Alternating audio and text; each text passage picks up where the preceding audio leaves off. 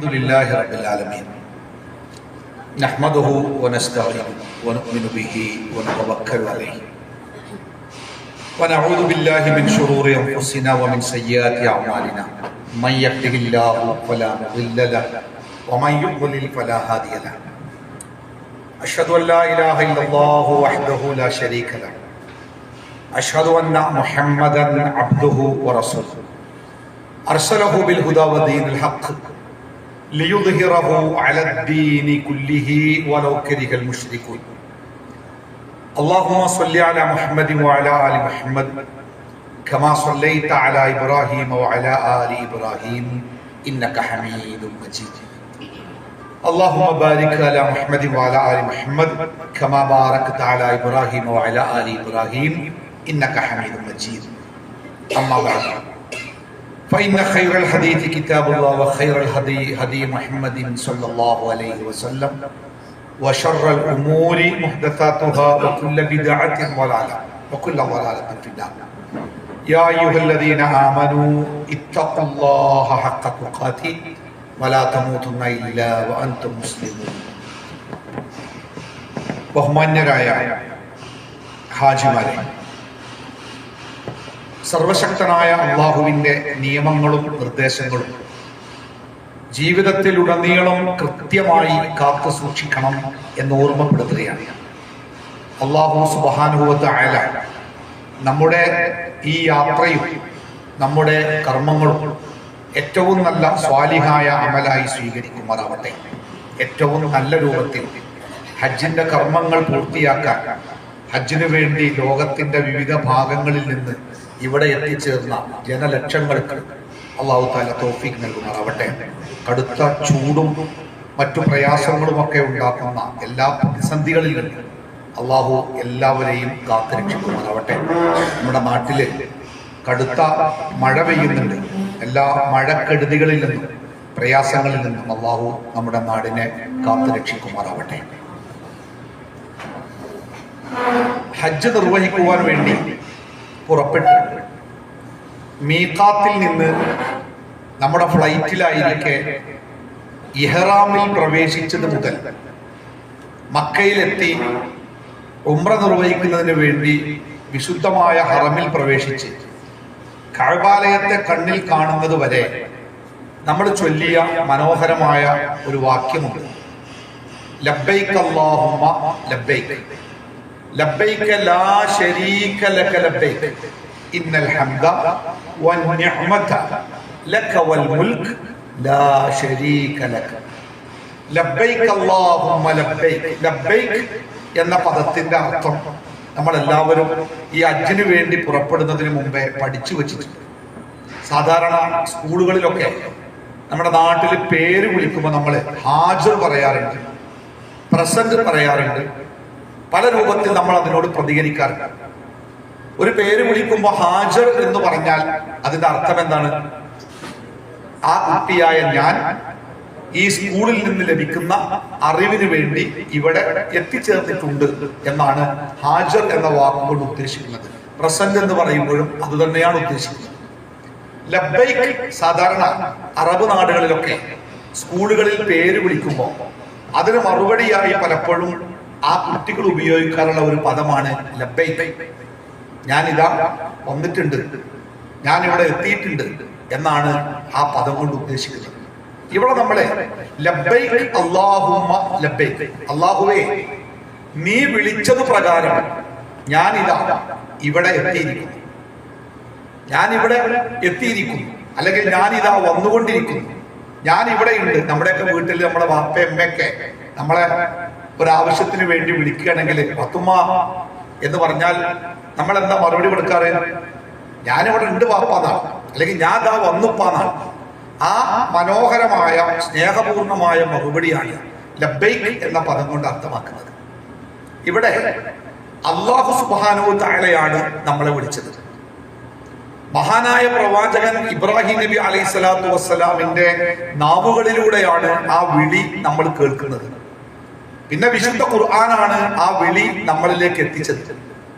ഇബ്രാഹിം നബി അലൈഹി സ്വലാത്തു വസ്സലാമിനോട് കഅബാലയത്തിന്റെ പണി പൂർത്തിയാക്കാൻ അള്ളാഹു കൽപ്പിക്കുകയും അള്ളാഹു കൽപ്പിച്ചതുപോലെ തന്റെ മകനുമൊത്ത് വിജനമായ മക്കയിൽ ഊഷരമായ മരുഭൂമിയിൽ ആരുടെയും സഹായമില്ലാതെ കഅബാലയത്തിന്റെ പണി പൂർത്തിയായി കഴിഞ്ഞപ്പോൾ അള്ളാഹു തആല ഇബ്രാഹിം നബിയോട് കൽപ്പിക്കുന്ന ഒരു കൽപ്പനയാണ് ഫഅദ്ദിൻ ഇന്നാസ് ബിൽ ഹജ്ജ്. അദ്ദിൻ, അദ്ദന. എന്താ അദ്ദന എന്ന് പറഞ്ഞാല് വിളിച്ചു പറഞ്ഞു. അദാൻ എന്ന് പറഞ്ഞ അർത്ഥം എന്താ? ബാങ്കാണ്. നീ വിളിക്കുന്ന, നീ വിളിക്ക് ഇബ്രാഹിമെ, നീ വിളിക്ക്. ആരെയാണ് വിളിക്കേണ്ടത്? ജനങ്ങളെയാണ് വിളിക്കേണ്ടത്. എന്തിനാണ് വിളിക്കേണ്ടത്? ഈ കഅബാലയത്തിന്റെ അടുത്ത് വന്ന് ആ കഅബാലയത്തിന്റെ അടുത്തും പരിസരങ്ങളിൽ അള്ളാഹു നിശ്ചയിച്ച ഇടങ്ങളിലും വന്ന് ഹജ്ജ് കർമ്മം നിർവഹിക്കണം. അതിനുവേണ്ടി നീ ജനങ്ങളെ വിളിക്കണം. ഇബ്രാഹിം നബി അലൈഹി സ്വലാത്തു വസ്സലാം സ്വാഭാവികമായും ഒരു സന്ദേഹം, ആരുമില്ലാത്ത ഞാനും എൻ്റെ ഭാര്യയും മകനും മാത്രമുള്ള ഈ ഭൂപ്രദേശത്ത് വെച്ച്, ഈ മലകൾക്കിടയിൽ വെച്ച് ഞാൻ വിളിച്ചാൽ ആര് കേൾക്കാനാണ്? അള്ളാഹു അദ്ദേഹത്തിന് മറുപടി കൊടുക്കുന്നുണ്ട്, നീ വിളിക്ക്, കേൾപ്പിക്കുന്നവൻ ഞാനാണ്, നീ വിളിക്ക്. ഇബ്രാഹിം നബി അലൈഹി സ്വലാത്തു വസ്സലാം വിളിച്ചു. അള്ളാഹു സുബ്ഹാനഹു തആല ഇബ്രാഹിം നബി അലൈഹി സ്വലാത്തു വസ്സലാമിനോട് പറയുന്നുണ്ട്, നീ വിളിച്ചാൽ യഅ്തൂക റിജാലൻ വഅലാ കുല്ലി ളാമിരിൻ മിൻ കുല്ലി ഫജ്ജിൻ അമീഖ്. ഇബ്രാഹിമേ, നീ വിളിക്ക്, അവർ വരും. യഅ്തൂക, അവർ നീ വിളിക്കുന്നിടത്ത്, ഈ സ്ഥലത്ത് അവർ വരും. എങ്ങനെ വരും?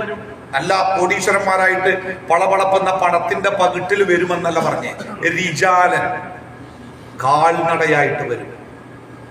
വഅലാ കുല്ലി ളാമിരിൻ, മെലിഞ്ഞൊട്ടിയ. ളാമിർ എന്ന് പറഞ്ഞാല് ഒട്ടിയിട്ട് കേട്ട് വയറ് കേട്ട് ഒട്ടിയിട്ട് വാരിയല്ലുകളൊക്കെ പുറത്തുനിന്ന് ഇങ്ങനെ കാണാവുന്ന രൂപം നോക്കി, ഒട്ടകത്തിന്റെ ദിവസങ്ങളോളം ഭക്ഷണം കിട്ടാതെ വെള്ളം കിട്ടാതെ മരുഭൂമിയിലൂടെ ദിവസങ്ങൾ സഞ്ചരിച്ചാൽ ആകുന്ന രൂപം ഉണ്ടല്ലോ, അതാണ് മെലിഞ്ഞൊട്ടിയ ഒട്ടകപ്പുറത്ത്. മിൻ കുല്ലി ഫജ്ജിൻ അമീഖ്, ഇടുങ്ങിയ, ഒട്ടും വിസ്താരമില്ലാത്ത ഇടുങ്ങിയ മലമ്പാതകൾ താണ്ടി, പാറക്കെട്ടുകളും കുന്നിൻ ചെരുവുകളും വളരെ ഇടുങ്ങിയ വഴികളും താണ്ടി അവർ ഇവിടെ വരും. നീ വിളിക്കുന്ന. ഹജ്ജിന് വരേണ്ടത് ആരാ? നമ്മളൊക്കെ മനസ്സിലാക്കിയത് ഇഷ്ടം പോലെ പൈസ ഉള്ള, എല്ലാ ബാധ്യതയും. മകളെ കെട്ടിച്ചു, മകളെ കുട്ടിനെ കെട്ടിച്ചു, ആ കെട്ടിച്ച കുട്ടിക്കും മരുവനും വീടുണ്ടാക്കി കൊടുത്തു, ഏർപ്പാടാക്കി കൊടുത്തു, ഇതിന്റെ എല്ലാ ബാധ്യതയും കഴിഞ്ഞു, ഇനിയൊരു ഹജ്ജിന് പോകണം എന്നാണ് നമ്മുടെ നാട്ടിൽ സാധാരണ മനുഷ്യന്മാർ പറയാറ് അല്ലേ? ഹജ്ജിന് പോരേണ്ടത് ആരാന്നറിയങ്ങള്? ഈ രൂപത്തിൽ മെലിഞ്ഞൊട്ടിയ ഒട്ടകപ്പുറത്താഴും അതേപോലെ മലമ്പാതകൾ താണ്ടിയും കാൽനടയായിട്ടുമൊക്കെ അവർ ഇവിടെ വരും എന്ന് അല്ലാഹു തആല പറയുമ്പോ ആരാണ് ആ വരുന്നത്? എങ്ങനെയായിരിക്കും ആ വരവ് എന്ന് നമുക്കൊന്ന് മനസ്സിൽ കാണാം. നമ്മുടെ പൂർവികരായ ആളുകൾ, ഞാൻ എൻ്റെ ഒരു പഴയ പണ്ഡിതനായ പൂർവികനായ ഒരു വലിയ ഒരു മനുഷ്യൻ, അദ്ദേഹത്തിന്റെ ഒരു ഹജ്ജ് യാത്രയെ കുറിച്ച് പറഞ്ഞെടുത്ത് അദ്ദേഹം പറഞ്ഞൊരു വാക്യമുണ്ട്. കപ്പലിലാണ് യാത്ര, മാസങ്ങൾ എടുക്കുന്ന യാത്രയാണ്. അതിന്റെ ഇടയ്ക്കൊരു വർത്താനം കേട്ടു, ഒരാളും മരിച്ചിരിക്കുന്നു. അതുകൊണ്ട് തന്നെ അദ്ദേഹത്തിന്റെ മയ്യത്ത് നിസ്കരിക്കാൻ, മയ്യത്ത് കുളിപ്പിക്കാനും നിസ്കരിക്കാനും കപ്പലിൽ ചെറുതാണെങ്കിലും സൗകര്യങ്ങൾ ഉണ്ടാക്കിയിട്ട് ആ മയ്യത്ത് നിസ്കരിച്ച ശേഷം ആ മയ്യത്ത് ഒരു കയറിൽ കെട്ടി, ഭാരത്തിന് വേണ്ടി ഒരു കല്ല് കൂടി അതിന്റെ മേലെ കെട്ടിവെച്ച് ആ മയ്യത്ത് കടലിലേക്ക് ഇറക്കി എന്നാണ് അദ്ദേഹം പറഞ്ഞത്. അങ്ങനെയും എന്തുണ്ടായിരുന്നു? ഹജ്ജ് യാത്രകൾ ഉണ്ടായിരുന്നു. ഹജ്ജ് ചെയ്ത പലരും നാട്ടിൽ തിരിച്ചെത്തിയില്ല. നമ്മുടെ പൂർവികരായ ചിലരുടെയൊക്കെ പുസ്തകങ്ങൾ വായിക്കുമ്പോൾ, അവരുടെ പൂർവ്വപിതാക്കളുടെ ചരിത്രം വായിക്കുമ്പോൾ അവിടെ കാണുന്നത് ഹജ്ജിന് വേണ്ടി പുറപ്പെട്ടു എന്നാണ്. തിരിച്ചു വന്നു എന്ന് കാണുന്നില്ല. പലരും തിരിച്ചു വന്നില്ല. ഇന്നിപ്പോ നമ്മള് സൗകര്യങ്ങളുടെ വല്ലാത്ത ഒരിടത്താണ്. ഭക്ഷണമൊക്കെ എത്ര ചോറ തിന്നണ്ട് നമുക്കെന്നെ അറിയില്ല, ആകെ കൺഫ്യൂഷൻ ആവുക. വലിയ ഒരു സുഖത്തിന്റെ ലോകത്താണ്. അപ്പോഴും നമ്മൾ ഓർക്കണം, ഹജ്ജിന്റെ ശരിയായ തനതായ അതിന്റെ ഒരു പഴയ രൂപം നമ്മുടെ മുമ്പിൽ ഇങ്ങനെ ഉണ്ടാവണം. അതുകൊണ്ടാണ് ഖുർആൻ ഈ രൂപത്തിലുള്ള ആ ഹജ്ജിന് വരുന്ന ആളുകൾ എങ്ങനത്തെ ആളുകളായിരിക്കുമെന്ന് അള്ളാഹു നമ്മളെ പഠിപ്പിച്ചത്. മറക്കാതിരിക്കാനാണ്. ഒരു കാലത്ത് നമ്മുടെ തലമുറക്ക് തോന്നാൻ പാടില്ലല്ലോ, ഇത് കോടീശ്വരന്മാർ ചെയ്യേണ്ട പരിപാടിയാണെന്നില്ല അല്ലേ? ഓക്കെ, അപ്പോ ലബ്ബൈക് അല്ലാഹുമ്മ ലബ്ബൈക്, അല്ലാഹുവേ നിന്റെ വിളിക്കുത്തരം നൽകി ഞങ്ങൾ ഇതാ വരുന്നു എന്ന് പറയുമ്പോ എന്തിനാ അള്ളാഹു നമ്മളെ വിളിച്ചത്? ഇവിടെ വന്നുകാണ്ട് ഈ കാരക്കും വെള്ളമൊക്കെ കുടിക്കാനാണ്? ഇവിടുത്തെ ചൂടും കാര്യങ്ങളൊക്കെ ഒന്ന് കാണാനാണോ? ഇവിടുത്തെ പാറക്കെട്ടുകളും കുന്നുംപുറങ്ങളൊക്കെ അനുഭവിക്കാനാണോ? എന്തിനാ അള്ളാഹു നമ്മളെ വിളിച്ചത്?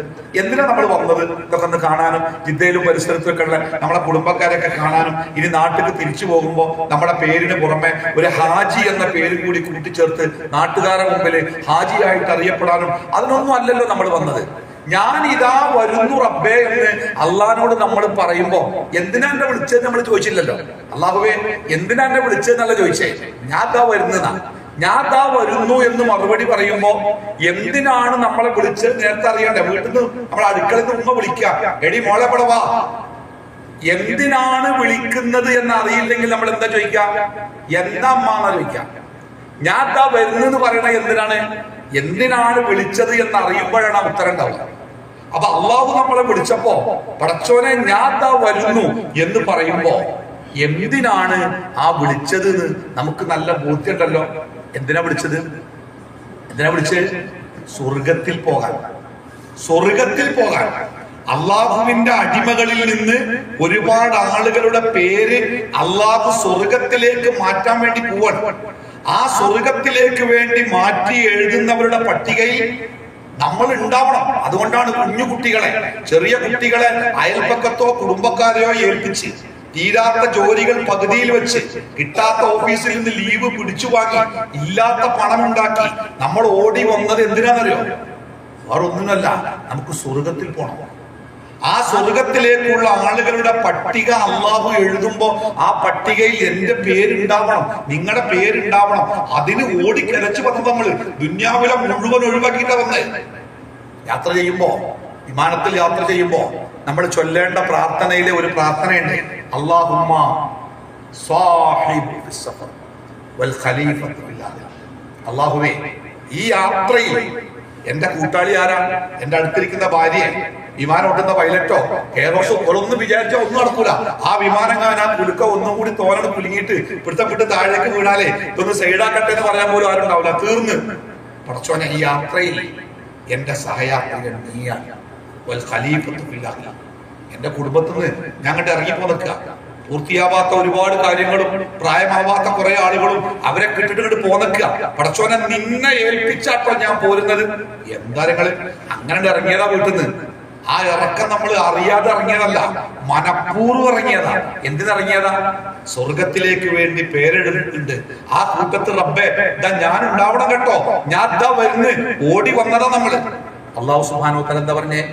ഹജ്ജുൻ മബ്റൂർ, ഹജ്ജുൻ മബ്റൂർ ലൈസ ലഹു ജസാഉൻ ഇല്ലൽ ജന്ന.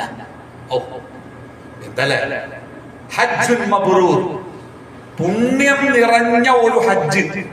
അള്ളാഹുവിന്റെ റസൂല് പഠിപ്പിച്ചു തന്ന പോലെ അള്ളാഹുവിന്റെ അടുക്കൽ സ്വീകാര്യമായ ഒരു ഹജ്ജായി നമ്മുടെ ഹജ്ജ് മാറിയാൽ ലൈസ ലഹു ജസാഉൻ ഇല്ലൽ ജന്ന. സ്വർഗമല്ലാത്ത പ്രതിഫലമില്ല. സ്വർഗമല്ലാത്ത ഒരു പ്രതിഫലമില്ല ഇതിന്. ഈ ഹജ്ജ്, നമ്മൾ ഉദ്ദേശിച്ചു വന്ന ഈ ഹജ്ജ്, നമ്മുടെ വാക്കും പ്രവർത്തനങ്ങളും ഒക്കെ ശരിയായി നിയന്ത്രിച്ച് അള്ളാഹുവിന്റെ റസൂൽ പഠിപ്പിച്ച പോലെ, അള്ളാഹു പഠിപ്പിച്ചതുപോലെ ഈ ഹജ്ജ് നിർവഹിക്കാനായ നമ്മൾ ഈ നാട് വിട്ടു പോകുന്നത് കോടീശ്വരന്മാരായിട്ടാണ്. എന്താ കോടീശ്വരന്മാര് പറഞ്ഞാല്? കോടീശ്വരനായിട്ട്. ഇപ്പോഴുള്ള കോടിയൊന്നല്ല. ഇപ്പോഴുള്ള കോടി എന്തിനാ പറ്റുക? ഇപ്പൊ ഈ ശ്വാസം കണ്ട് നിലച്ചാൽ നമുക്കൊരു കോടിയില്ല. ആകെ ഒരു വെള്ളത്തുണിയുടെ കോടിയിൽ പൊതിഞ്ഞ നമ്മള് അല്ലെ. ഇന്നിപ്പോ ഞാട്ട കുപ്പായത്തിന് ഒരു മീറ്ററിന് 1200 വില. ഞാൻ മരിച്ചാലേ എന്റെ മയ്യത്ത് കഫൻ ചെയ്യാൻ വേണ്ടി മക്കള് തുണിക്കടയിൽ ചെന്നിട്ട് ചോദിക്കും, ബാപ്പ മരിച്ചിട്ടുണ്ട്, കഫൻ ചെയ്യാൻ തുണി വേണം. തുണിക്കാരൻ ചോദിക്കും, കടക്കാരൻ ഏതാ വേണ്ടത്? അവ ഏതൊക്കെ ഉള്ളത്? മീറ്ററിന് 15 ഉറുപ്പ്യ ഉള്ളതുണ്ട്, മീറ്ററിന് 40 ഉറുപ്പ്യ ഉള്ളതുണ്ട്, മീറ്ററിന് 60 ഉറുപ്പ്യ ഉള്ളതുണ്ട്. ഏതാ വേണ്ടത്? എന്താ മക്കള് പറയാറിയോ? ഏതായാലും മണ്ണാകാളല്ലേ, 15 ഉറുപ്പ്യന്റെ മതി അല്ലേ? ഇന്ന് നമ്മൾ തേക്കുന്ന അത്ര തരങ്ങള്, ഇത്ര ചെറിയ കുപ്പിക്ക് 4000 5000 കൈമങ്ങനെ. മരിച്ചു കിടക്കുന്ന മയ്യത്തിന്റെ വില കണ്ടങ്ങള് 250 മില്ലി റോസ് വാട്ടറിന് 15 ഉറുപ്പ്യ. അതിന്റെ അടപ്പ് പറഞ്ഞ പാരലാണ്, തേക്കലല്ല. അതിന്റെ അടപ്പ് തുറന്ന കുപ്പിയോട് പാരല. എന്താ വില? 250 മില്ലിക്ക് 15 ഉറുപ്പ്യ. ഇത്ര വില പറഞ്ഞ അല്ലേ? നമ്മുടെ വീട്ടിൽ വില കൂടിയ 16 വലിയ ബെഡ്റൂമിൽ നല്ല സോഫ്റ്റായ ബെഡ്റൂം കിടക്കൊക്കെ ഉണ്ടെങ്കിലും എവിടെ കൊണ്ടേ വെക്കുകകൾ മണ്ണില്. കഴിഞ്ഞ മുമ്പത്തെ വർഷത്തെ 2023 ഹജ്ജിൽ നമ്മൾ ഇതേ ഹോട്ടലിലെ താമസിച്ചു. ഞങ്ങൾ ഇവിടെ ഇങ്ങനെ എടുത്ത് ക്ലാസ് എടുത്തു. എന്റെ കൂടെ ഇരുന്ന ഒരാളുണ്ടായിരുന്നു, ബോംബെ സെറ്റിലായ ഒരു നമ്മുടെ നാട്ടുകാരൻ. അദ്ദേഹം അതിന്റെ തൊട്ടടുത്ത ദിവസം മരിക്കുകയാണ്. അദ്ദേഹത്തിന്റെ മയ്യത്ത് മക്കയിലെ ഖബർസ്ഥാനിൽ കൊണ്ടുപോയി ആ മയ്യത്ത് ഖബറിൽ വെച്ചപ്പോ കൂടെ ഉണ്ടായിരുന്ന ആള് പറഞ്ഞത്, ആ മുഖത്തിന്റെ കെട്ടഴിച്ചിട്ട് ആ കവിള് ഭാഗത്തേക്ക് ഇത്തിരി മണ്ണ് വാരിയിട്ടിട്ട് അത് മണ്ണിനോട് ചേർത്ത് വെക്കാനാ പറഞ്ഞത്.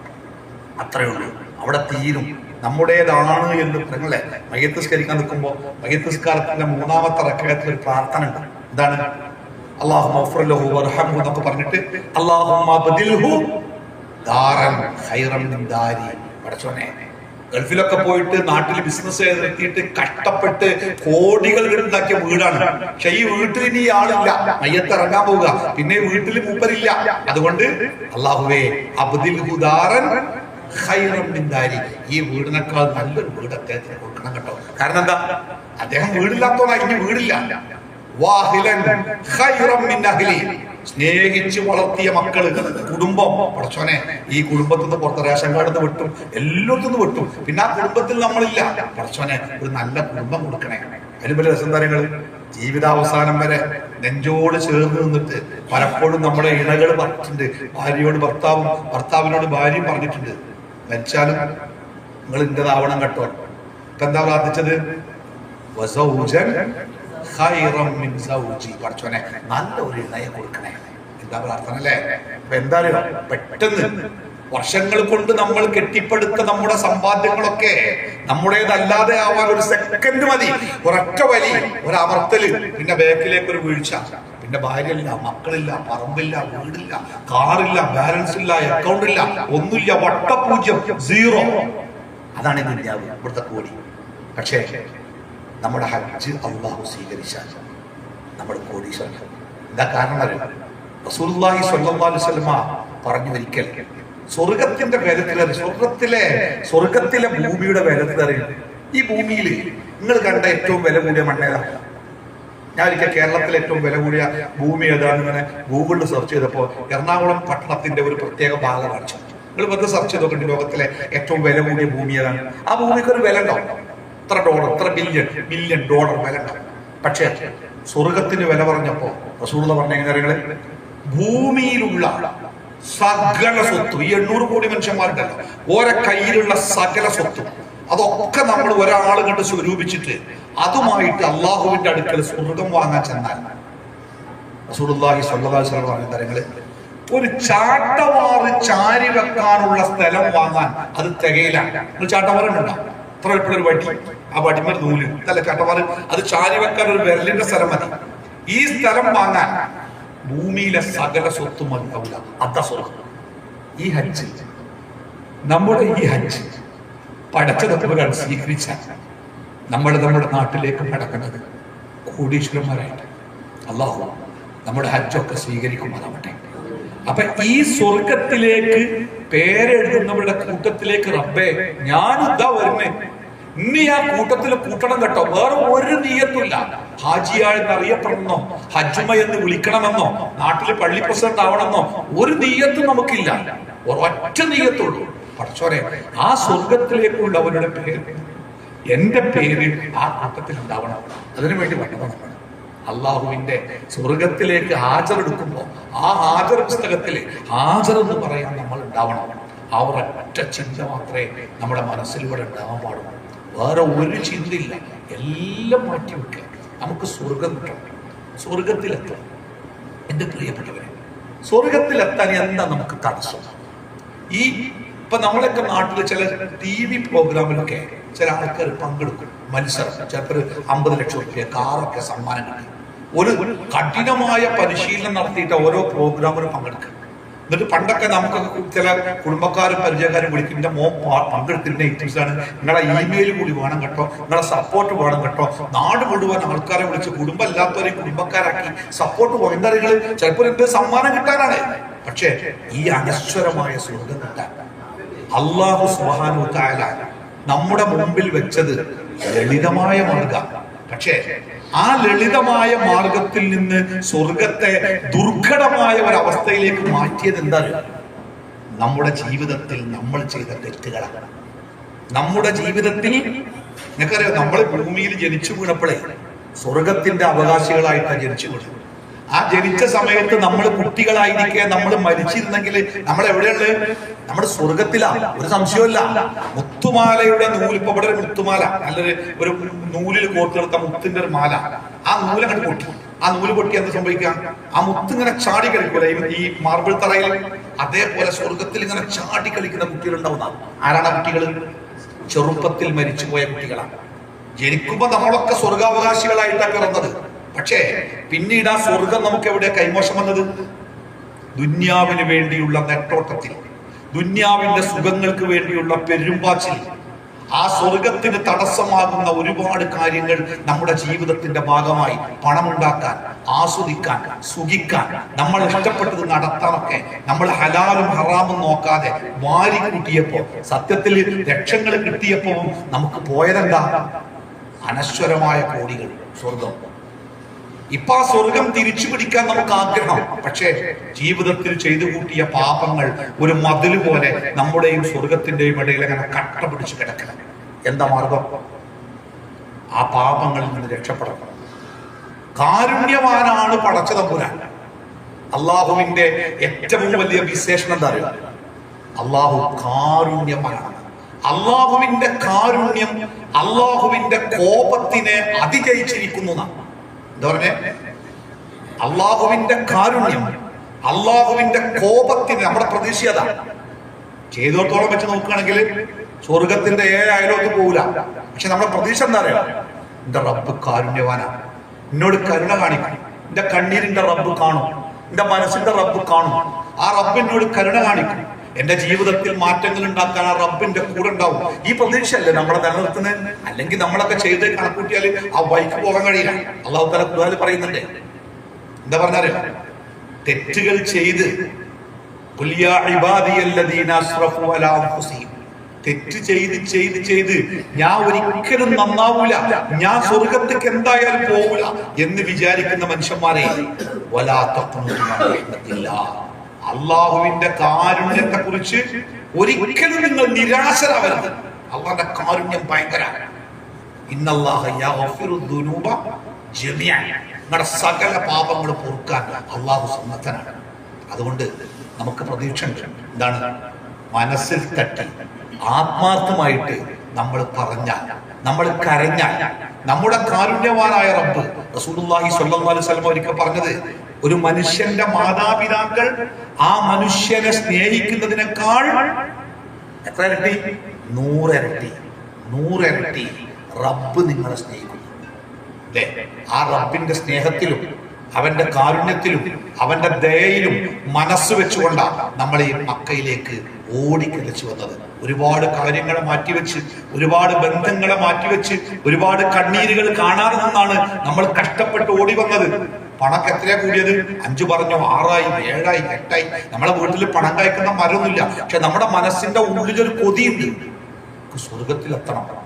ആ കൊതിയിൽ ഓടി വന്നതാണ്. പക്ഷേ നമ്മുടെ പാപങ്ങൾ നമ്മളെ അലോസരപ്പെടുത്തുന്നുണ്ട്, നമ്മുടെ തെറ്റുകൾ നമ്മളെ ഇടങ്ങേറാക്കുന്നുണ്ട്. ജീവിതത്തിൽ നമ്മളെ ഏറ്റവും പേടിക്കേണ്ട സംഗതി എന്താ? നിങ്ങൾ ക്യാൻസർ വരുന്ന ഇല്ല, ഇങ്ങനെ ബാത്റൂമിൽ പോയപ്പോ, വയറ്റിന്ന് പോയപ്പോ ചെറിയൊരു ചോര പോലെ തോന്നല്, അടുത്ത ആശുപത്രിയിൽ ചെന്ന് പുറത്തേക്ക് മാറ്റി, മെഡിക്കൽ കോളേജിലെത്തി, നിങ്ങൾ MBR പോയോക്കി എന്ന് പറഞ്ഞാൽ കഴിഞ്ഞില്ലേ? പിന്നെ ഫോൺ വേണ്ട, റീൽസ് വേണ്ട, കല്യാണം വേണ്ട, തക്കാരം വേണ്ട, കഴിഞ്ഞ്. ഇത്രയേ ഉള്ളൂ.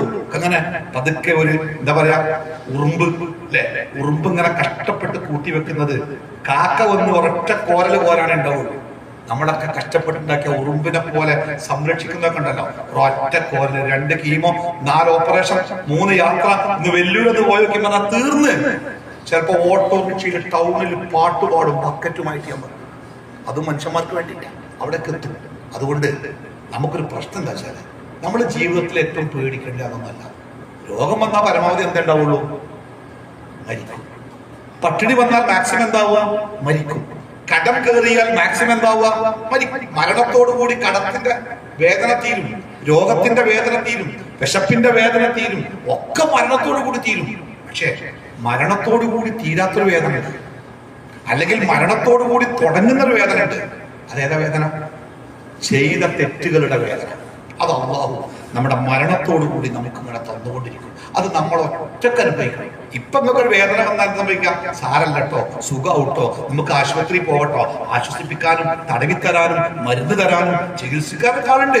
പക്ഷേ മരണം മുതൽ നമ്മൾ അനുഭവിക്കുന്ന വേദന ഉണ്ടല്ലോ, ആശ്വസിപ്പിക്കാൻ ആളില്ല, സമാധാനിപ്പിക്കാൻ ആളില്ല, മരുന്നുകളില്ല, ആശുപത്രികളില്ല, സംവിധാനങ്ങളില്ല. ഒറ്റക്ക് അനുഭവിച്ചോണം. മക്കളും കുടുംബവും കുട്ടികളും എല്ലാവരും ഡോക്ടർമാരാ. മകൻ ഡോക്ടറാ, മകള് ഡോക്ടറാ, പേരക്കുട്ടികൾ ഡോക്ടറാ, ഒക്കെ ചുറ്റുപാടുണ്ട്. ആർക്കേലും സഹായിക്കാൻ പറ്റുമോ? ആർക്കും പറ്റൂല. ഒറ്റക്ക് അനുഭവിച്ചു അല്ലേ? അപ്പൊ ആ വേദനയെ നമ്മൾ പേടിക്കണം. അതുകൊണ്ട് തന്നെ റസൂലുള്ളാഹി സ്വല്ലല്ലാഹു അലൈഹി വസല്ലം അറിയാലോ, ജീവിതത്തിൽ ഒരിക്കൽ പോലും ഒരു ചെറിയ തെറ്റ് തമാശക്ക് പോലും ചെയ്തിട്ടില്ലാത്ത ആളാണ് മുഹമ്മദ് മുസ്തഫ സ്വല്ലല്ലാഹു അലൈഹി വസല്ലം. ഒരു തെറ്റും ആ പ്രവാചകന്റെ ജീവിതത്തിലില്ല. പക്ഷേ ആ പ്രവാചകൻ നമ്മളോട് പറയണേ, യാ അയ്യുഹന്നാസ്, മനുഷ്യരെ, തൂബൂ ഇലല്ലാഹ്.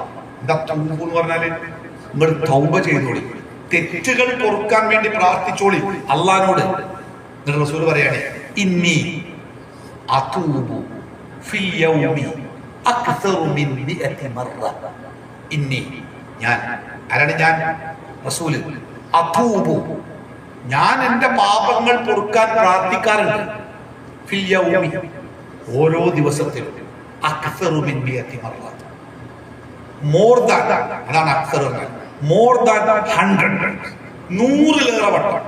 ഒരു ദിവസത്തിൽ 24 മണിക്കൂറാണ്. ആ 24 മണിക്കൂറിൽ അള്ളാഹുവിന്റെ ഹബീബ് 100-ലേറെ വട്ടം പടച്ചോനെ വല്ലതും പറ്റുകയാണെങ്കിൽ പൊറുക്കണം കേട്ടോ എന്ന് പ്രാർത്ഥിക്കണമെങ്കിൽ ഒരു മണിക്കൂറിൽ 4 വട്ടം മിനിമം അല്ലേ? എന്താ കാരണം?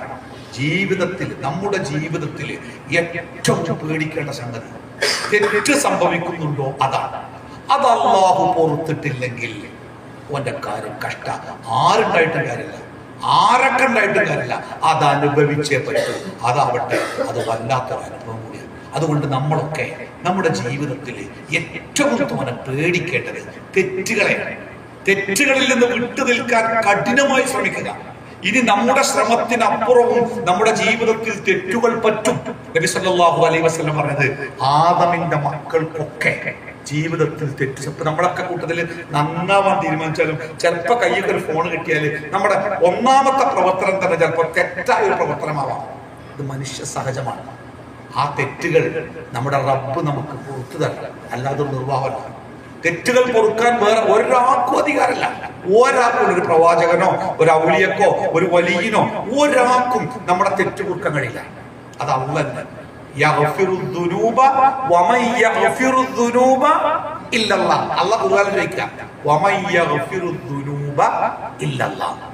പാപങ്ങൾ പൊറുക്കുവാൻ അല്ലാഹു അല്ലാതെ ആരാണുള്ളത്? ആരില്ല. പാപങ്ങൾ പൊറുക്കാൻ അല്ലാഹ് മാത്രം. അപ്പൊ നമ്മുടെ പാപങ്ങൾ അല്ലാഹ് പൊറുക്കണം. നമ്മുടെ മുമ്പില് 3 മാർഗമാണ്. 3 മാർഗം. ഈ 3 മാർഗം കഠിനമല്ല. നീ ഒരുപാട് പാപം വ്യഭിചരിച്ചിട്ടുണ്ട്, പലിശ വാങ്ങിയിട്ടുണ്ട്, കുറെ ചെയ്തുകൾ കൊണ്ട് നിന്റെ പാപം എളുപ്പം പൊറുക്കൂല. ഒരു 25 കൊല്ലം ഹിമാലയത്തിന്റെ മുകളിൽ പോയി തപസ്സിരുന്ന് വാ, എന്നാലേ നിന്റെ പാപം പൊറുക്കുള്ളൂ എന്ന് അല്ലാഹ് പറഞ്ഞാൽ കുടുങ്ങൂല നമ്മള്. നീ ഒരുപാട് തോന്നിയാസം ചെയ്തല്ലേ, നിന്റെ പാപം പൊറുക്കണമെങ്കിൽ 3 മക്കളില്ലേ, ഒരു മകനെ പിടിച്ച് അറുക്ക്, എന്നാലേ നിന്റെ പാപം ഞാൻ പൊറുക്കുള്ളൂ എന്ന് പറഞ്ഞാൽ നമ്മൾ കുടുങ്ങൂലേ? പക്ഷെ അങ്ങനെ അല്ലാഹു നമ്മളെ ഇടങ്ങേറിയിട്ടില്ല. പാപങ്ങൾ പൊറുക്കാൻ 3 മാർഗം. 1 തൗബ, 2 ഇസ്തിഗ്ഫാർ, 3 ജീവിതത്തിൽ നമ്മൾ ചെയ്യുന്ന സൽക്കർമ്മങ്ങൾ. ഇത് 3ഉം നമ്മുടെ പാപങ്ങൾ പൊറുക്കാൻ കാരണമാണ്. എന്താ തൗബ എന്ന് പറഞ്ഞാല്? തൗബ ഒരു നിശ്ചലമായൊരു തെറ്റ്, കൂട്ടത്തോടെ അല്ല. ഞാനൊരു തെറ്റ്, ഞാനൊരു വ്യഭിചാരം ചെയ്തിട്ടുണ്ട്, അല്ലെങ്കിൽ ഞാനൊരു മോഷണം ചെയ്തു, അല്ലെങ്കിൽ ഞാൻ തെറ്റ് ചെയ്തിട്ടുണ്ട്. ആ തെറ്റ് റബ്ബിന്റെ മുമ്പിൽ വെക്കുക. പടച്ചോനെ, ഞാൻ ഇങ്ങനെ തെറ്റ് ചെയ്തിട്ടുണ്ട് റബ്ബേ, എന്റെ അറിവ് കേട്, എന്റെ വിവേകക്കുറവ്, എന്റെ ഈമാന്റെ കുറവ്, തെക്കുവന്റെ കുറവ്, അതുകൊണ്ട് സംഭവിച്ചതാ റബ്ബേ. ഞാൻ അതിന്റെ പേരിൽ ഒരുപാട് വേദനിക്കുന്നുണ്ട്. അതാണ് ഒന്നാമത്തെ നിബന്ധന. ചെയ്ത തെറ്റ് തിരിച്ചറിഞ്ഞ് അതിന്റെ പേരിൽ നമ്മുടെ മനസ്സ് വേദനിക്കുക. അങ്ങനെ കഴിഞ്ഞാൽ രണ്ടാമത്തെ സ്റ്റെപ്പ്, അല്ലാഹുവേ ഈ പാപം ഇനി എൻ്റെ ജീവിതത്തിൽ ഒരിക്കലും ഞാൻ ആവർത്തിക്കില്ല റബ്ബേ. ഈ പാപം ഇനി എൻ്റെ ജീവിതത്തിൽ ഞാൻ ഒരിക്കലും ആവർത്തിക്കില്ല റബ്ബേ. അത് രണ്ടാമത്തെ സ്റ്റെപ്പ്. 3, അല്ലാഹുവേ എനിക്ക് നീ പുറത്തു തരണം. ഈ 3 സ്റ്റെപ്പാണ് തൗബ. 4ാമത്തെ സ്റ്റെപ്പ് ഉണ്ടാവും വേറെ ചില തെറ്റുകളിൽ. ഒരു വ്യക്തിയോട് നമ്മൾ അന്യായമായി ഒരാളെ ഉപദ്രവിച്ചിട്ടുണ്ട്, അയാളെ സ്വത്ത് പിടിച്ചടക്കിയിട്ടുണ്ട്, അയാളെ വേദനിപ്പിച്ചിട്ടുണ്ട്, അയാളെ നമ്മൾ മാനം കെടുത്തിയിട്ടുണ്ട്, പരിഹസിച്ചിട്ടുണ്ട് എങ്കിൽ ആ വ്യക്തിയുടെ അടുത്ത് പോയിട്ട് അദ്ദേഹത്തോട് മാപ്പ് ചോദിക്കണം. ഞാൻ അങ്ങനെ ചെയ്തിക്കണം, നിങ്ങൾ എനിക്ക് പുറത്തു തരണം കേട്ടോ. അത് 4ാമത്തെ നിബന്ധനയാണ്. ആർക്ക്? വ്യക്തികളോട് ചെയ്ത തെറ്റ്. അള്ളാഹുവോട് ചെയ്ത തെറ്റ്. അതിന് ഈ 3 നിബന്ധനകൾ. ഈ നിബന്ധനകൾ പാലിച്ച് നമ്മൾ പ്രാർത്ഥിക്കണം. ഇവിടെ മക്കത്ത് വരുമ്പോ നമ്മുടെ ജീവിതത്തിൽ ഏറ്റവും പ്രധാനമായി ഉണ്ടാവേണ്ട സംഗതി എന്താ? തൗബ ഉണ്ടാകണം. ഹറമിൽ പോകുമ്പോ തവാഫിന്റെ സമയത്ത് തവാഫ് കഴിഞ്ഞിട്ട് നിസ്കാരം കഴിഞ്ഞിട്ട് അപ്പോഴൊക്കെ നമ്മൾ തൗബ ചെയ്യാം. മനസ്സറിഞ്ഞ് കണ്ണ് നിറഞ്ഞ് കൈകൾ വിറച്ച് ചുണ്ട് വിതുമ്പി കണ്ണ് നിറഞ്ഞ് റബ്ബേ ഇങ്ങനെ തെറ്റ് സംഭവിച്ചിട്ടുണ്ട് റബ്ബേ, അല്ലാഹുവേ ഇനി എന്റെ ജീവിതത്തിൽ ഞാനത് ആവർത്തിക്കൂല റബ്ബേ, നീ പൊറുക്കണം കേട്ടോ. ഇത് തൗബ. 2 ഇസ്തിഗ്ഫാർ. എന്താ ഇസ്തിഗ്ഫാർ? അത് പൊതുവായ പ്രാർത്ഥനയാണ്. അല്ലാഹുമ്മ ഗഫിർലി ദുനൂബി അല്ലെങ്കിൽ അസ്തഗ്ഫിറുല്ലാഹ്, അല്ലാഹുവേ എന്റെ തെറ്റുകുറ്റങ്ങൾ പുറത്തു തരണേ. ആയിഷ റളിയല്ലാഹു അൻഹ പറയുന്നുണ്ട്, നാളെ പരലോകത്ത് നമ്മുടെ കർമ്മങ്ങൾ എഴുതിയ പുസ്തകം തരുമല്ലോ നമുക്ക്. അതിങ്ങനെ മറിക്കുമ്പോഴേ നമ്മൾ ചെയ്ത ഓരോ കാര്യം കാണുമ്പോഴും കണ്ണിൽ ഇരുട്ടിങ്ങനെ കയറും. കാരണം ഒക്കെ നരകത്തിന് പോകാനുള്ള കാരണങ്ങളാണ്. അങ്ങനത്തെ ഇങ്ങനെ ചെയ്തൊക്കെയല്ലേ. ആ കൂട്ടത്തില് നമ്മൾ പറഞ്ഞ ഒരു അസ്തഗ്ഫിറുല്ലാഹ് കാണുമ്പോ ഭയങ്കര സന്തോഷം. എന്താണ്? ആ അസ്തഗ്ഫിറുല്ലാഹ് കൊണ്ട് ഒരുപാട് തെറ്റുകൾ അല്ലാഹു പുറത്തു തന്നിട്ടുണ്ട്. അപ്പൊ ജീവിതത്തിൽ എന്ത് വർദ്ധിപ്പിക്കുക? ഇസ്തിഗ്ഫാർ വർദ്ധിപ്പിക്കുക. എന്താ ഇസ്തിഗ്ഫാർ വർദ്ധിപ്പിക്കുക? അല്ലാഹുവേ എന്റെ പാപങ്ങൾ പൊറുക്കണേ എന്ന ഇസ്തിഗ്ഫാർ നമ്മുടെ ജീവിതത്തിൽ നമ്മുടെ എമ്പളുമാണ്. നിസ്കാരമൊക്കെ കഴിഞ്ഞ് സലാം കിട്ടിയ ഉടനെ എന്താ പറയില്ല നമ്മള്? അസ്തഗ്ഫിറുല്ലാഹ്. അതൊരു പ്രധാന ഘടക ഇസ്തിഗ്ഫാർ. അത് വർദ്ധിപ്പിക്കുക ധാരാളം. നമ്മുടെ നമ്മളൊക്കെ പ്രാർത്ഥിക്കുക. എന്തൊക്കെ പ്രാർത്ഥിക്കല്? പ്രത്യേകിച്ച് ആൾക്കാർ ഹജ്ജിന് വന്നാൽ എന്തൊക്കെയാണ്? കുട്ടികള്, മക്കള്, കുടുംബം, ജോലി, മകളെ കെട്ടിച്ചോർത്ത് പ്രശ്നം, മക്കള് പേരക്കുട്ടി പ്രശ്നം, അസുഖം, കുട്ടികളെ പഠനം, എൻട്രൻസ്, ജെറ്റ്, നീറ്റ്, അക്കാദമി, ഒരുപാടുണ്ടാവും. അതൊക്കെ അങ്ങനെ എണ്ണി ഇങ്ങനെ പ്രാർത്ഥിക്കും. പക്ഷെ അതൊക്കെ 2. ഒന്നെന്താണ്? അവനാന്റെ കാര്യം, മക്കളൊക്കെ പിന്നെ അവനാന്റെ കാര്യം സലാമത്താക്കുക. നന്നായിട്ട് പ്രാർത്ഥിക്കുക, റബ്ബേ തെറ്റുപറ്റിയിട്ടുണ്ട്, അല്ലാഹുവേ പൊറുക്കണേ. ഇസ്തിഗ്ഫാർ വർദ്ധിപ്പിക്കുക. 3 എന്താ നിങ്ങള്? നമ്മുടെ ജീവിതത്തിലെ സൽക്കർമ്മങ്ങൾ. അല്ലാഹു തആല വിശുദ്ധ ഖുർആനിൽ പറയുന്നത്, നിങ്ങളുടെ സൽക്കർമ്മങ്ങൾ ഇന്നൽ ഹസനാത്ത് യുദ്ഹിബുന അസ്സയ്യിആത്ത്. നല്ല കാര്യങ്ങൾ അത് തെറ്റുകളെ ഡിലീറ്റ് ചെയ്യുന്ന, തേച്ച് മായ്ച്ചു കൊണ്ടുപോകും. അല്ലെ? ഈ ഹജ്ജനെ നോക്കി. നമ്മുടെ ഹജ്ജ് അല്ലെ, ഒരാളൊരു ഹജ്ജ് ചെയ്താൽ എങ്ങനെയാണ്? അനാവശ്യമായ വാക്കുകളോ അനാവശ്യമായ പ്രവൃത്തികളോ ഇല്ലാതെ കൃത്യമായ രൂപത്തിൽ ഒരു ഹജ്ജ് നിർവഹിച്ചാൽ അവൻ നാട്ടിലേക്ക് മടങ്ങിപ്പോകുന്നത് എങ്ങനെയായിരിക്കും? അവന്റെ ഉമ്മ അവനെ പ്രസവിച്ച ആ ദിവസം. എന്താ അതിന്റെ പ്രത്യേകത? ഒരു തെറ്റുണ്ടാവില്ല. അതുപോലെ നാട്ടുകാർ മടങ്ങാൻ സകല പാപം അല്ല പുറത്തു. അല്ലേ? അപ്പൊ ഹജ്ജ് പാപങ്ങൾ പൊറുക്കാനുള്ള കാരണം. നിസ്കാരം, ഒരു ഫർള് നിസ്കാരം കഴിഞ്ഞ് അടുത്ത ഫർള് നിസ്കാരമാകുമ്പോ അതിന്റെ ഇടയ്ക്കുള്ള പാപങ്ങൾ അല്ലെ, ഒളു ചെയ്യുമ്പോ അതുകൊണ്ട് പാപങ്ങൾ പൊറുക്കും. ഒരു വെള്ളിയാഴ്ച ജുമാക്ക് പോയി അടുത്ത വെള്ളിയാഴ്ച പോകുമ്പോ അതിന്റെ ഇടയ്ക്കുള്ള പാപങ്ങൾ. റമളാൻ ഇലാ റമളാൻ, ഒരു റമളാൻ മുതൽ അടുത്ത റമളാൻ വരെ അതിന്റെ ഇടയ്ക്കുള്ള പാപങ്ങൾ. അപ്പൊ ജീവിതത്തിൽ ഇവിടെ നമ്മൾ എന്ത് ചെയ്യണം? പാപങ്ങൾ പൊറുക്കാൻ വേണ്ടി വന്നവരാകുമ്പോ ഇവിടെ നമ്മൾ എന്ത് ചെയ്യണം? സൽക്കർമ്മങ്ങൾ ധാരാളമായി വർദ്ധിപ്പിക്കും. എന്താണോ പറ്റുക അതൊക്കെ ചെയ്യും. എന്തൊക്കെ ചെയ്യാൻ പറ്റുമോ? നിസ്കാരം മാത്രമല്ല, നിസ്കാരം പ്രധാനം. ദിക്റുകള്, ദുആകള്, തൗബകള്, ഇസ്തിഗ്ഫാറുകള്, ഖുർആൻ പാരായണങ്ങള് ഒക്കെ. ഒന്നും വേണ്ട, ഒരു 2 റുപ്യക്ക് 2 റിയാലിന് കാരൊക്കെ വാങ്ങിയിട്ട് അതുകൊണ്ട് റോഡിൽ നിന്നൊക്കെ നിങ്ങൾ 5 മിനിറ്റ് കൊടുത്ത കഴിയുന്നത്. 5 മിനിറ്റ് വേണ്ട. ഇത് എവിടുന്ന് വരുന്ന ആൾക്കാരുടെ നിങ്ങൾ അങ്ങ് അസീസി എന്നൊക്കെ നടന്നു വരുന്ന ആൾക്ക് ഭക്ഷണമൊന്നുമില്ല. രാവിലെ എന്തെങ്കിലും കിട്ടിയാൽ കഴിച്ചിട്ട് ഹർമ്മക്ക് പോരാ, എപ്പോഴേലും പോകാൻ കിട്ടിയാൽ അയാൾക്കൊന്നും ഒക്കെ പുണ്യ കണ്ടമാനം. പുണ്യം ചെയ്യാൻ ഒരുപാട് നോക്കണ്ട. ഇങ്ങനെ ഈ ക്ലീൻ ചെയ്യുന്ന പയ്യന്മാര് ആ മൊറോ പട്ടിയെ റോട്ടിൽ നിന്ന് നിൽക്കും. അത് ക്ലീൻ ചെയ്യാൻ വേണ്ടി മാത്രം നിൽക്കല്ല. ഒന്ന് ശ്രദ്ധിച്ചു നോക്കണ്ടേ, ചില നാട്ടിൽ നിന്ന് വരുന്ന ആൾക്കാർ ഇങ്ങനെ ചില്ലറകൾ പൈസ ആക്കിയിട്ട് ആരും കാണാതെ ഓരോ കയ്യിൽ ഇങ്ങനെ വെച്ചു കൊടുത്തു. റെസീറ്റ് ഒന്നും വേണ്ട, അതിന്റെ റിപ്പോർട്ട് ബുക്ക് ഇറക്കിയേണ്ട ക്ലാസ്സില്ല, ആരും അറിയില്ല. അവർ കൊടുത്തു പോയെന്നറിയോ, ചെറിയ ശമ്പളത്തിന് ജോലി ചെയ്യുന്ന ഹറമിന്റെ ഖദ്ദാമി സേവനം ചെയ്യുന്ന ആൾക്കാരാണ്. അവർക്ക് എന്തെങ്കിലും കൊടുത്തു പോകുക. എല്ലാം എങ്ങനെയൊക്കെ നന്മ ചെയ്യാൻ പറ്റുമോ ആ നന്മകളൊക്കെ ചെയ്യും. ഒന്നും വേണ്ട. നമ്മളിങ്ങനെ നിസ്കരിക്കാൻ പോകുമ്പോൾ ഒരാൾക്ക് ഒരു മുസല്ല വിരിക്കാൻ വയസ്സുകൊണ്ട് പറ്റുന്ന ആ മുസല്ലൊന്ന് നേരെ വിരിച്ചു കൊടുത്ത അതെന്താണ്? ഒരിക്കൽ കുറച്ച് പാവപ്പെട്ട സ്വഹാബികള് പ്രവാചകന്റെ അടുത്ത് വന്നിട്ട് പറഞ്ഞു, റസൂലേ, സ്വർഗം മുതലാളിമാർ കൊണ്ടുപോയില്ലേ? എന്തേ?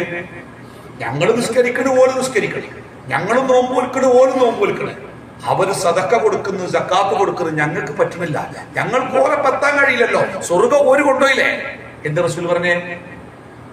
പണം കൊടുക്കൽ മാത്രമല്ല സ്വർഗം, നടക്കാൻ പ്രയാസപ്പെടുന്നവന്റെ കൈ പിടിക്കൽ സ്വർഗമാണ്, സ്വതക്കയാണ്. വാഹനത്തിൽ കയറാൻ പ്രയാസപ്പെടുന്നവനെ കൈ പിടിച്ചു കയറ്റൽ സ്വതക്കയാണ്.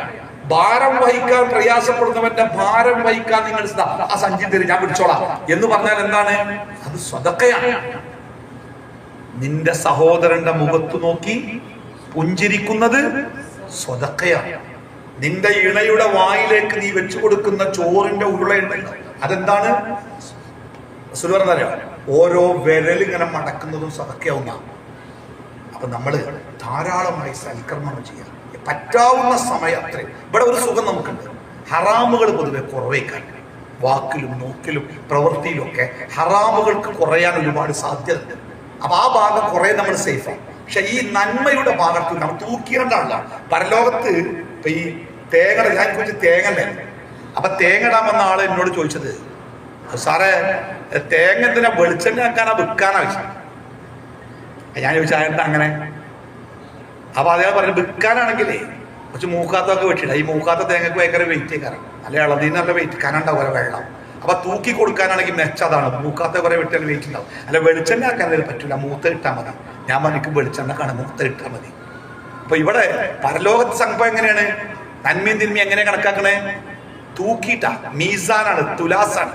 അപ്പൊ നമ്മൾ കർമ്മം ചെയ്യുമ്പോൾ ഏറ്റവും ശ്രമിക്കേണ്ടത് എന്തിനാണ്? നമ്മുടെ നന്മകൾ.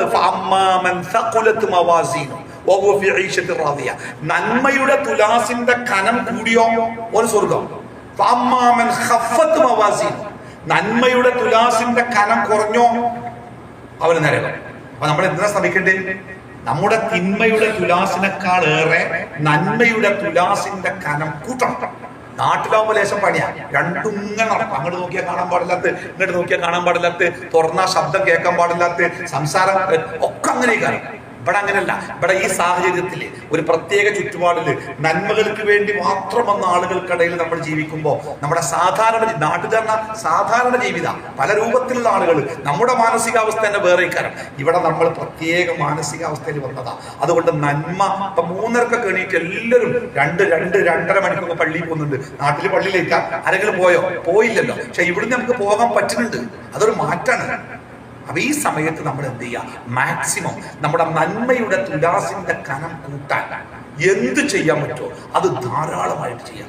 എല്ലാം അത് ചെറിയൊരു അസ്തഗ്ഫിറുല്ലാ, ഒരു സുബ്ഹാനല്ലാഹ്, അല്ലെ റസൂൽ പറഞ്ഞില്ലേ, 2 വാക്കുകൾ നാവിന് വളരെ എളുപ്പമാണ്, പറയാൻ നല്ല എളുപ്പമാണ്, പക്ഷെ തുലാസിന്റെ ഭാരം ഭയങ്കരമായി കൂട്ടും. സുബ്ഹാനല്ലാഹി, ചെലവുണ്ടായിരുന്നു. വെറുതെ അങ്ങനെ ഇരിക്കുമ്പോ സുബ്ഹാനല്ലാഹ്, അതിങ്ങനെ മീസാനൊക്കെ എടുത്തേക്കുമ്പോഴേ അല്ല ഇരുമ്പിന്റെ കട്ട വെക്കണമായിട്ട് കനങ്ങനെ കൂടി കിട്ടും. അപ്പൊ മാക്സിമം ദിക്റുകള്, ദുആകള്, ഖുർആൻ പാരായണങ്ങള്, നല്ല ബന്ധങ്ങള്, പരസ്പര സഹായങ്ങള്. നമ്മൾ വന്നാലേ വിശത്ത് വന്നാലേ ഞങ്ങളാവൂല, നമ്മളങ്ങനെ ഇരുന്നാൽ പോകുമ്പോഴും അങ്ങനെ പോകേണ്ടി. മാക്സിമം നമ്മളെ കൊണ്ട് ചെയ്യാവുന്ന കാര്യങ്ങളൊക്കെ നമ്മൾ ചെയ്യാം. നന്മയുടെ തുലാസിന്റെ കനം കൂട്ടട്ടെ.